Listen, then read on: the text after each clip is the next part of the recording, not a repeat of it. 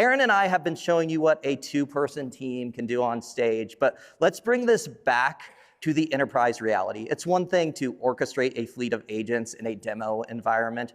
It's an entirely different beast when you have to navigate the strict compliance, the security guardrails, and the decades of technical debt a highly regulated financial institution has to face. So to share a real-world story of evolving engineering cultures and team structures, please welcome the lead of enterprise architect at KeyBank, Azim Sheikh.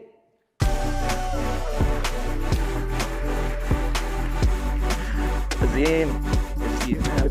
Nailed the hug, nice work. All right, Azim, welcome to Las Vegas, welcome to Next. It's so stoked to have you here. Thanks, Ricky. It's great to be here. And so before we dive into the tech side of things, for folks out there who might not be familiar with KeyBank, can you give us a quick overview and talk about the environment your team's operating in? Absolutely. KeyBank is one of the largest regional banks in the US. We've got over 200 years of banking history operating across 15 states. In software terms, that means we manage millions of lines of legacy code in a highly regulated environment.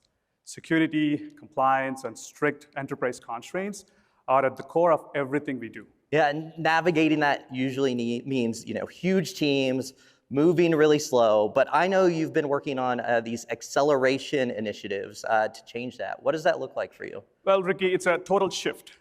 Last year, we moved away from massive groups and formed small, highly focused teams of just 4 to 5 people. We tasked them with narrowly scoped problems and a very tight execution window. For example, I was on a team focused specifically on a data loss prevention use case. The goal wasn't just prototyping.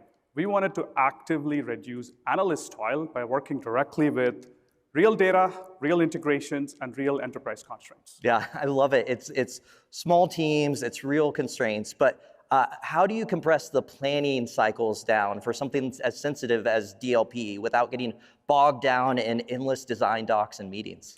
Well, a major differentiator for us was giving our teams AI developer tools. In our case, Gemini CLI and Gemini Code Assist. They were most instrumental in helping us collapse the planning phase of our acceleration sprints. Instead of spending weeks passing design documents back and forth, our teams used Gemini to quickly reason through architectures and validate the feasibility. We could surface our API constraints, data loss rules, data access rules, and workflow boundaries immediately, showing a credible path to production on day one. And I love it. We talked earlier on about how a lot of the focus on AI developer tools is around vibe coding, but it sounds like coding faster wasn't simply what you were doing. Exactly. The real game changer that we discovered was that we were able to eliminate uncertainty earlier in our process. Gemini helped our small teams quickly determine what was automatable, what explicitly required human judgment, and exactly where our governance boundaries existed. Because we had that clarity upfront, our team of 5 could move end-to-end autonomously.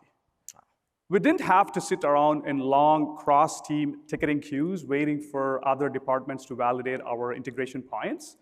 We owned the problem completely. Yeah. Well, I mean, no more ticket queues. You had me at that, Azim. I'm like, let's go. What was the ultimate outcome for the business? The ultimate outcome was stakeholders' confidence, right? Because we compressed the planning, validation, and execution in such a tight loop. We weren't just delivering conceptual demos. We were delivering production-ready outcomes. In short, acceleration outcomes worked because they combined 3 things: small autonomous teams with clear ownership, strong pre-existing enterprise guardrails, and agentic tools. It proved that we can truly deliver more with less. Delivering production-ready outcomes with small teams thanks to AI, that is the true magic of this new era. Azim, thank you so much for sharing your story with us. Thanks, Ricky.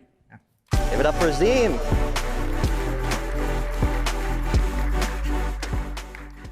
Azim's story brings to life what we talked about earlier, right? KeyBank collapsed the silos and equipped groups of 5 people to own and deliver solutions for critical business problems. No ticket queues, no waiting on other departments. Thanks to the right tools and the right context, they're not just delivering prototypes, they're creating production-ready solutions. Now, switching